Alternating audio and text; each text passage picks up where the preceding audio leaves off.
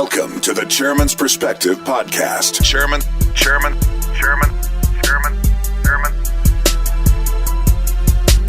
And welcome to another episode of the Chairman's Perspective, powered by the KUDZUKIAN Network. I am one of your hosts, Lee Eric Smith. I am joined by none other than Chairman Van Turner. Van Turner Jr. of the Shelby County Commission. The County Commission meets at 160 North Main. Is that spelled M-A-I-N or M-A-N-E? Which one would you like? It's M-A-I-N for now. For now. There's a movement to rename Main Street, which I think would be great. In today's show, we're going to talk about a lot of different things. We're going to talk about transportation and the county's role in MATA. We'll also get into what's happening with Electrolux, the latest there, and we'll touch on the de-annexation of South Cordova. All of that and more when we get back after this break here on the Chairman's Perspective, powered by the KUDZUKIAN Network. We'll be right back. The Chairman's Perspective on the KUDZUKIAN Network.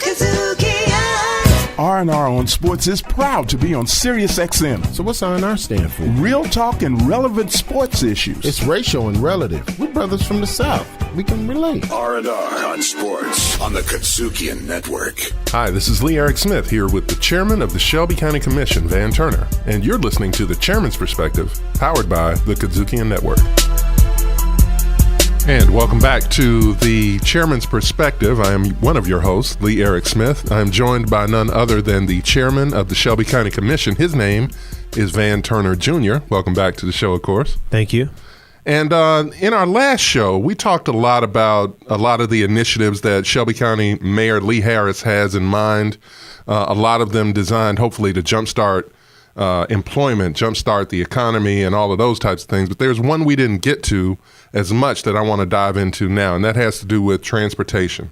As a reporter covering around people around this town and, of course, the joblessness situation, one of the main concerns that I hear people talking about is I would love to get more work, but I got to wake up at 4 o'clock in the morning so I can catch the 4 buses that I need to get across town and be to work by 7. And if I miss that 4 o'clock, then it's over for me. And so a lot has come up about what the city should be doing relative to public transportation versus what the county should be doing. I wanted to get your perspective on that, Chairman.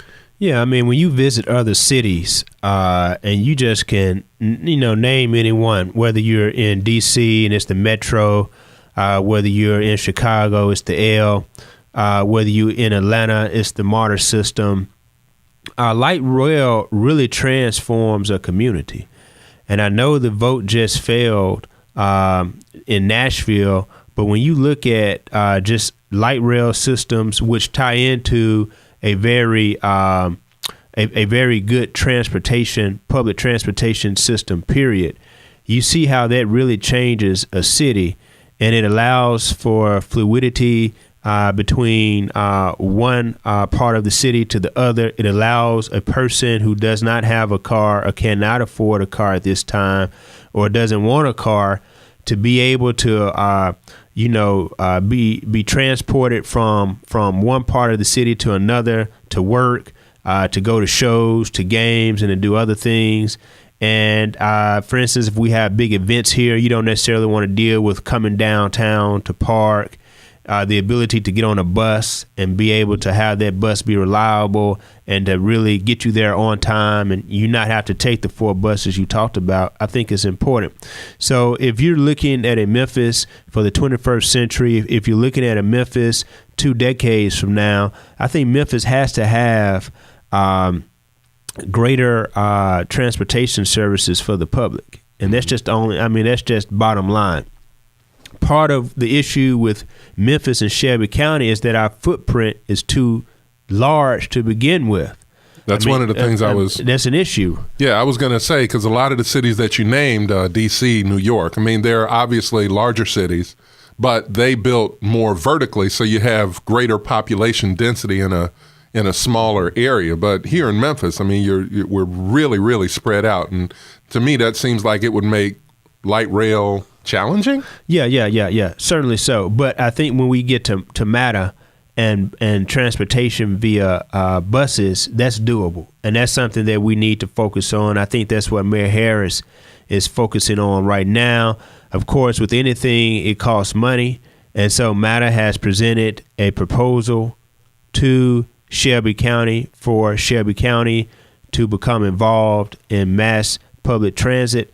And that's something that the mayor supports, and he would probably put it in his budget to present to the county commission, and we would either have to vote it up or vote it down. I am supportive of more monies from the county going into public transportation, because public transportation is a county-wide issue. The bus runs outside of the city.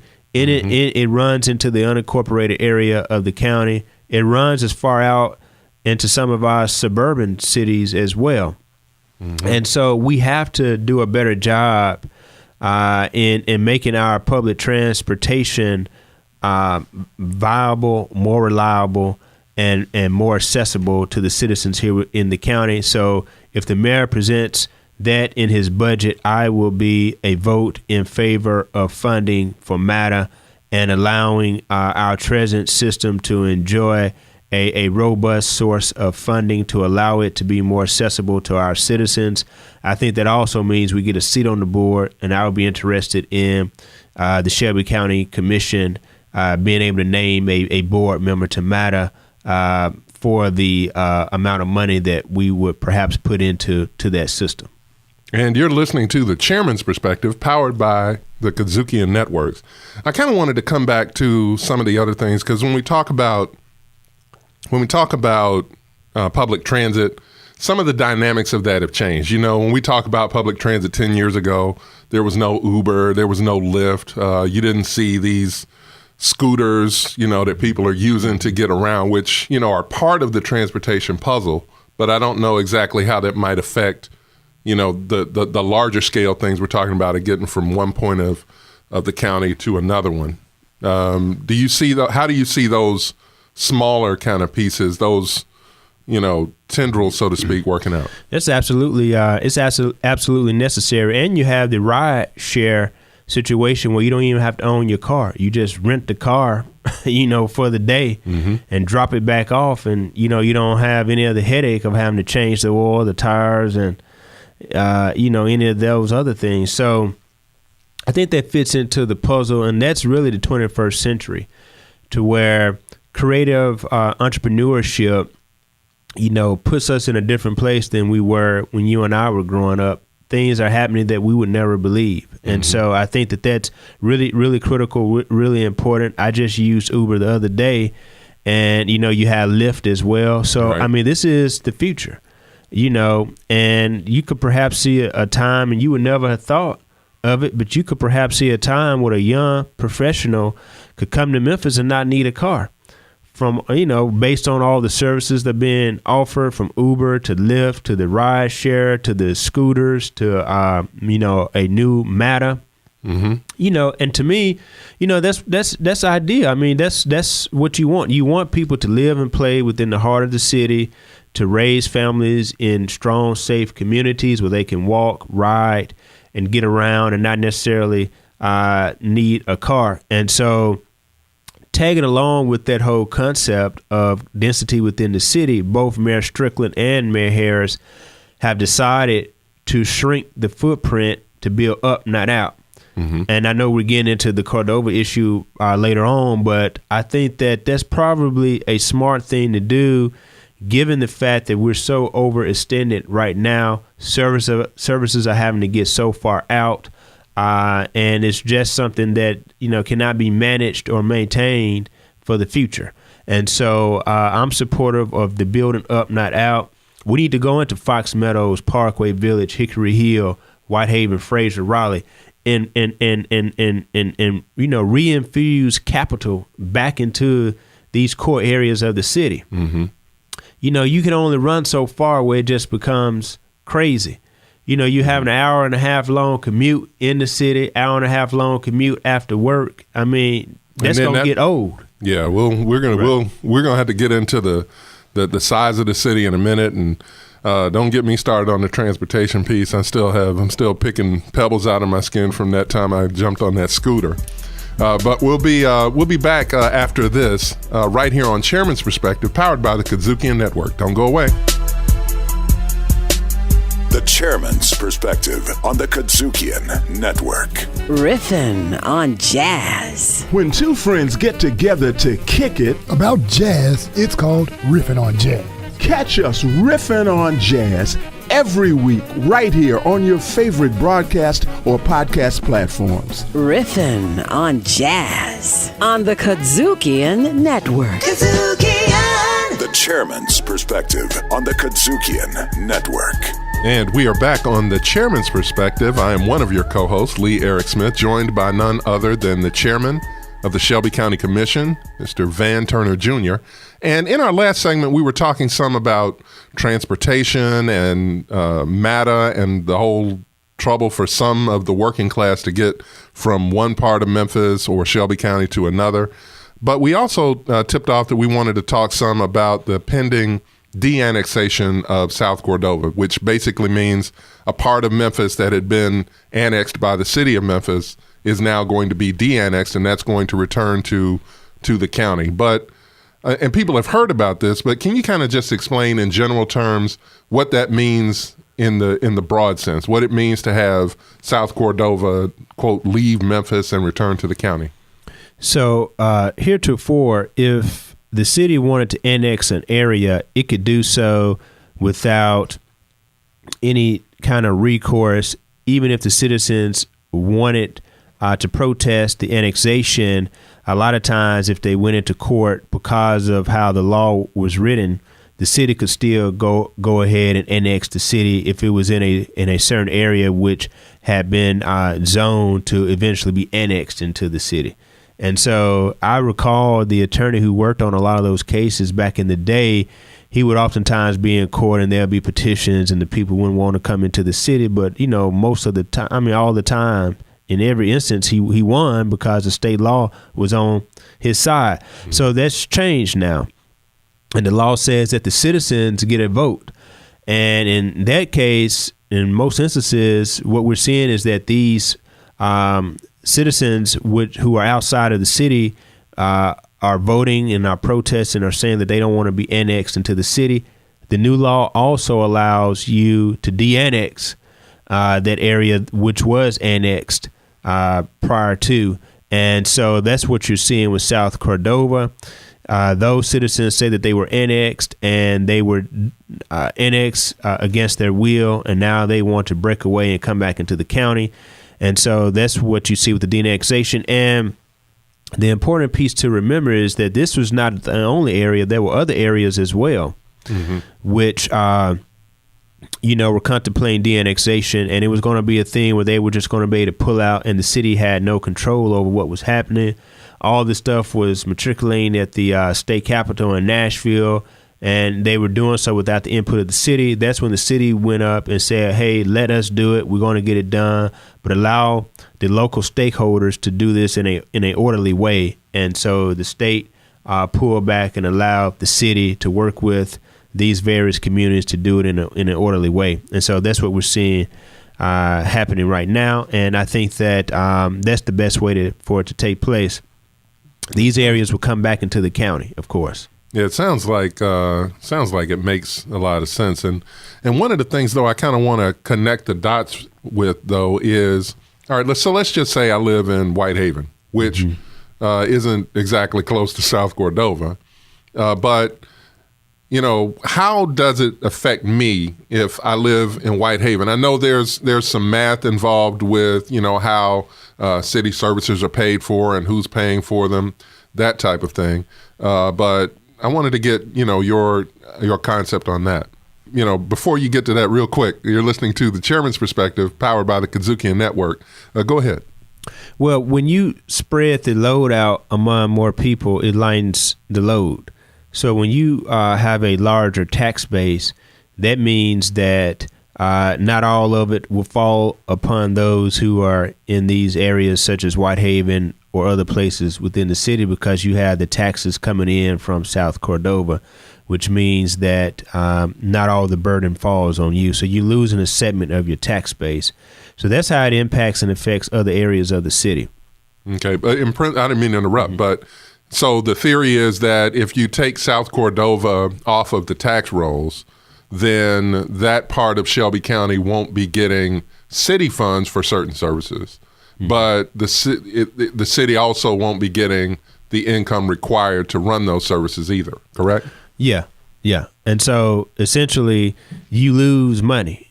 In other words, if you're the city of Memphis, you're losing money. You're losing a tax base. Okay. And so eventually, and that money, basically, and that's why those citizens wanted it to happen, because they will lose, they will not have to pay one segment of taxes. They'll only have to pay county taxes at that point. So it's a tax benefit if you live in South Cordova, but it's not a benefit if you are a Memphian, because you lose that infusion of money coming in to help out with everything. And so when that area goes onto the county rolls, we, the county commission, County Mayor Lee Harris, have to now take over providing those services for that unincorporated area of the county, which means law enforcement, which means fire protection, and that means a lot of other things. And so whereas the city loses the tax benefit, but it certainly does not have the obligation of providing those services, we have the obligation now, and we pick up that obligation to provide those services. Is it less expensive for the county to provide those services, the same level of services, than it would be for the city? Yeah, well, I mean, we don't do certain things infrastructure-wise that the city does. For instance, in the unincorporated areas of the county, there are no street lights. And so there may be street lights there already, I'm not sure. But if there are no street lights now in South Cordova, they definitely won't be in the street lights when they come into the county, because we're not going to do it. They hire their own trash pickup. We're not going to do it. Okay. And so if you're in the unincorporated county, you hire a private company to come pick up your trash. You're not fussing at the city for your trash pickup. ASME has nothing to do with what you're doing as far as trash pickup. You're fussing at that private company. So we don't take on that burden. And so really what we're taking on the burden of would be law enforcement and fire. Those would be the most, those would be, I think, the biggest big ticket needs. Items. Right. And so, but trash pickup and other things, we wouldn't do that. They would have to do that from a private standpoint. Now, what I've read about the de-annexation, and one reason why the city might want to do that is, you take a short-term hit relatively speaking to the tax base, but in the long term, the city in principle saves by not having to offer those services to those particular residents. Absolutely. And that's at least how it was sold, I think, to the general public. Yeah, absolutely. And you got to think the county is out there anyway. So, we are built to really patrol and to watch after and to do what we have to do for the entire county, which is, easier, I think, for the county to do so as opposed to the city, which is, of course, more concerned, or there are more needs within the urban core of the city. I mean, once you get out to South Cordova, you've left the core of the city of Memphis. Yeah. From a few miles. Mm-hmm. And so I think we're more naturally geared towards looking at how do we provide those services countywide, because it's something that we are built to do, and it's something that we've been doing. For instance, there are certain suburban cities which are far out in the county that don't have their own law enforcement. So the deputies provide those law enforcement services. So it wouldn't be anything, because we're already that far out and beyond South Cordova providing fire and law enforcement. So it's nothing for us to come further in to do that for South Cordova. The county is built for that. We are already out there doing those kinds of things. So it may not be as far a reach for the county as it was for the city. And that's good information. I've been wanting to help other people understand more about the annexation issue there with South Cordova anyway. So a lot of good information. We'll have more to come back in our next segment here on The Chairman's Perspective, powered by the KUDZUKIAN Network. Don't go away. R&R on Sports is proud to be on Sirius XM. So what's R&R stand for? Real talk and relevant sports issues. It's racial and relative. We're brothers from the South. We can relate. R&R on Sports on the KUDZUKIAN Network. KUDZUKIAN. The Chairman's Perspective on the KUDZUKIAN Network. And we are back on Chairman's Perspective. My name is Lee Eric Smith, joined by none other than the Chairman of the Shelby County Commission, Mr. Van Turner Jr. So glad to have these opportunities to talk with you.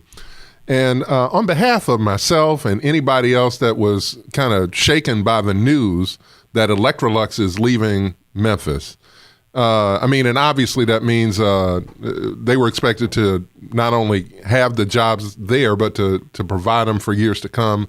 Now that's going. What's the latest going on with the Electrolux situation, and what should we be most concerned with?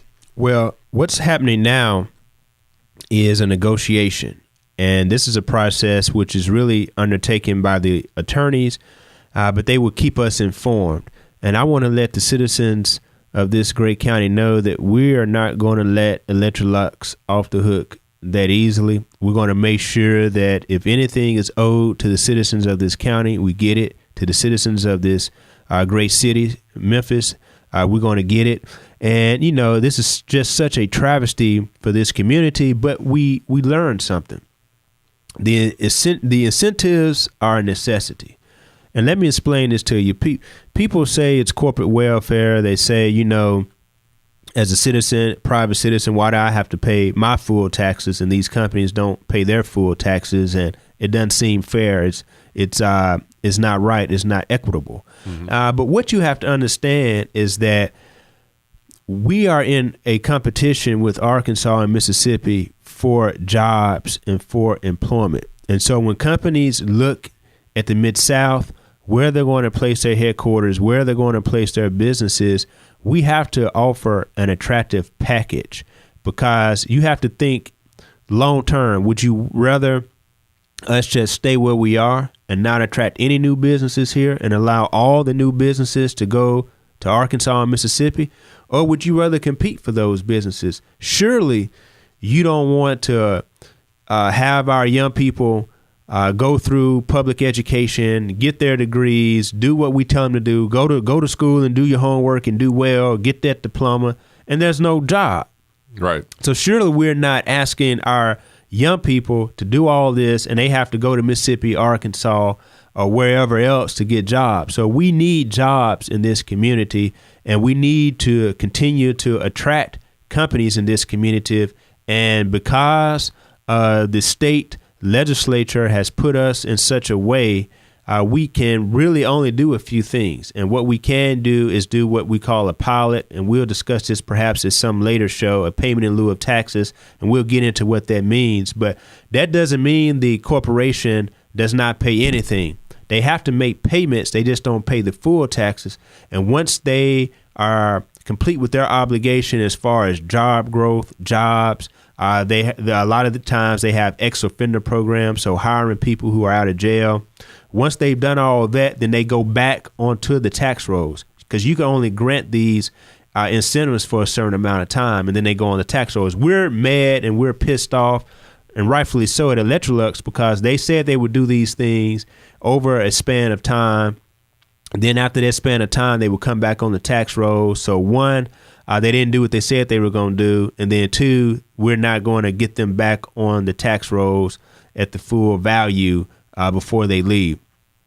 Now we have things that are called clawbacks. We have repercussions. We have penalties. There are a lot of things that we do now.